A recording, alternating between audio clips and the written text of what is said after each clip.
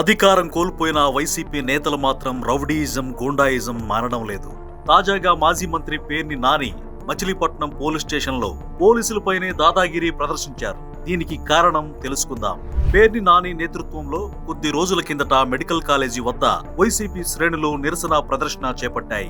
అనుమతి లేకుండా కార్యక్రమం చేశారంటూ పోలీసులు నానితో పాటు 400 మందికి 41A నోటీసులు జారీ చేశారు. 41A అంటే పోలీసులు పిలిచినప్పుడు విచారణకు హాజరు కావాలి, నిబంధనలు అతిక్రమించినట్లు భావిస్తే దాడి కేసు నమోదు చేస్తారు.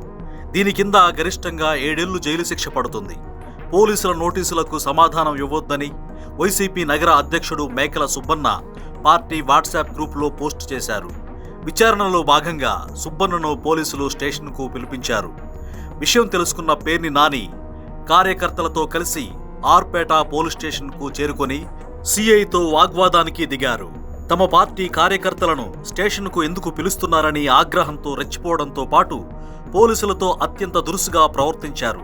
సుబ్బన్నను అక్రమంగా అరెస్ట్ చేశారని, అధికార పార్టీకి తొత్తుల్లా వ్యవహరిస్తున్నారంటూ పెద్దగా రంకెల వేశారు. తప్పుడు కేసులను కోర్టులోనే ఎదుర్కొంటామంటూ సవాల్ విసిరారు. నాని శైలిపై ఆగ్రహించిన పోలీసులు వెంటనే స్టేషన్ నుంచి వెళ్లిపోవాలని ఆదేశించారు.